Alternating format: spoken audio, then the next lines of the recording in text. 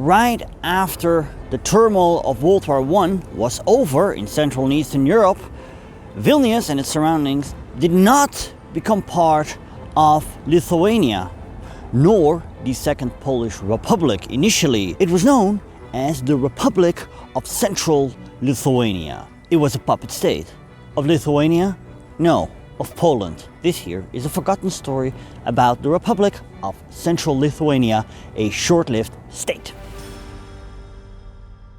Central Lithuania only existed for 18 months. This state was declared on October 9, 1920, and was only officially recognized by the Polish government. It was a major concern for European diplomats, but why did it exist? See, Vilnius, or Vilno, was both claimed by Poland and Lithuania after the First World War. It had been under Russian control ever since the third and final Polish partition that occurred at the end of the 18th century. To the Lithuanians, Vilna was the symbol of the glories of the Grand Duchy. Lithuanian leaders insisted that they were re-establishing Lithuania, and they were determined to make Vilna their capital. The Poles, on the other hand, rejected a purely national characterization of the old Lithuanian state. They insisted that because of the long union between Poland and Lithuania, the latter had accepted Polish culture. Vilna, they declared, was clearly a Polish city. What made it even more confusing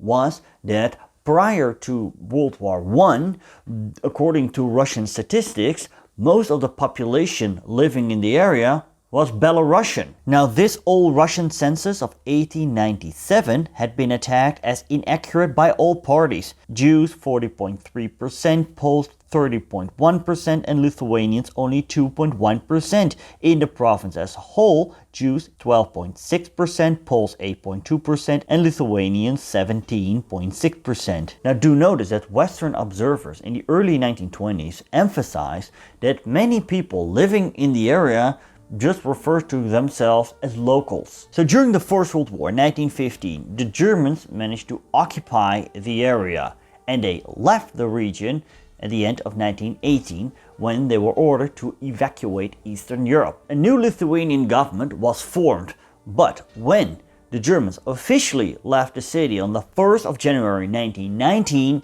they handed over the city to the Poles. But the Poles soon left the city as well because the Reds, the Bolsheviks, were coming, and they managed to capture the city a few days later. They made it the capital of the Lithuanian Soviet Socialist Republic, and for March 1919 it was the capital of the Litbel Republic. Then on the 19th of April the Polish retook the city, but a year later the Reds took it again on the 14th of July 1920. Meanwhile, the Western Entente worried about these developments and demanded that the Poles had to turn Vilna over to the Lithuanians and withdraw to a pre-agreed line. The final definition of Poland's eastern frontier was still to be left to the Supreme Council. In return, the Allies would give Poland aid for its fight against the Bolsheviks, but this did not properly materialize, and thus the Poles ignored the British request, and they chased the Bolsheviks to the east after defeating them at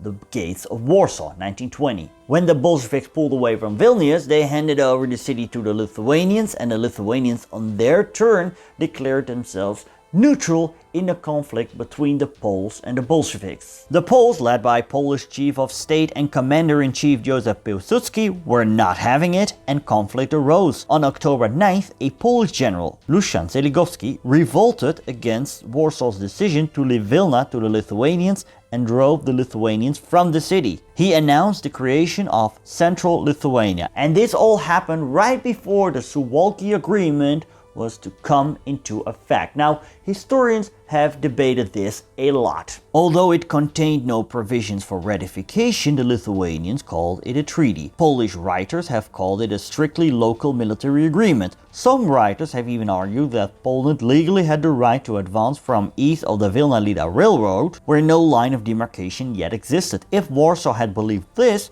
it would not have thought it necessary to resort to the subterfuge of staging a military rebellion. Now, although Warsaw officially condemned Zeligowski's mutiny, most observers knew this was a false flag operation and had no doubts about Warsaw's complicity and Piłsudski's role in the coup. See, Pilsudski envisioned a greater federation, like a restoration of the Polish-Lithuanian Commonwealth, and therefore he wanted to claim parts of Lithuania, of Ukraine, of Belarus.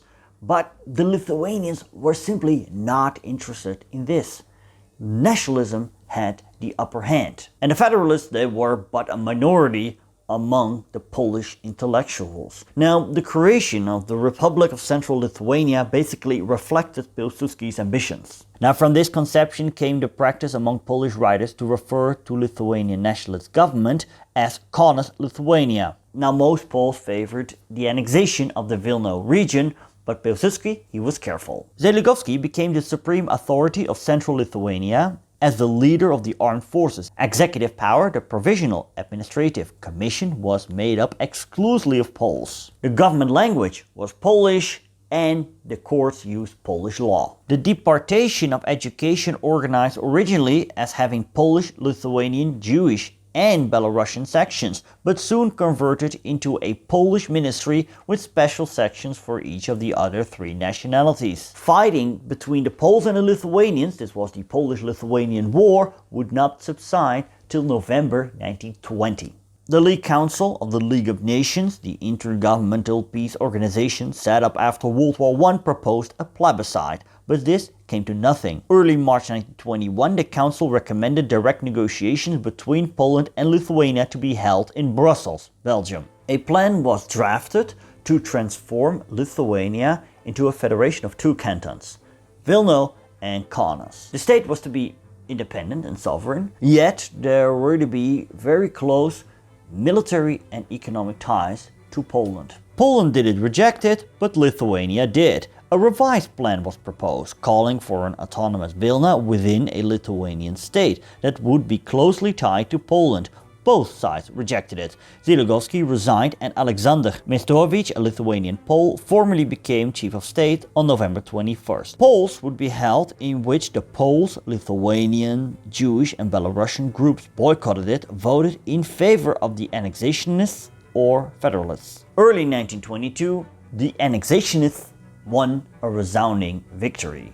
Vilna and its surrounding areas will be incorporated into the Second Polish Republic, and thus the Republic of Central Lithuania was no more. On March 24th, the Polish Sejm ratified the Act of Incorporation, and on April 20th, a formal ceremony of incorporation was held in the city. The Poles, they viewed the case closed, but the Lithuanians, they refused to recognize this, and tensions remained. Insofar as the Poles had aimed at gaining territory, the establishment of Central Lithuania was a successful maneuver. Pilsudski's policy of the fait accompli forced the Allies, who were unwilling to apply sanctions, to reverse themselves and to recognize Polish sovereignty in Vilna. Central Lithuania had no hope of serving as a bridge of understanding between Warsaw and Kaunas. Measured by these terms, Central Lithuania certainly failed of its purpose.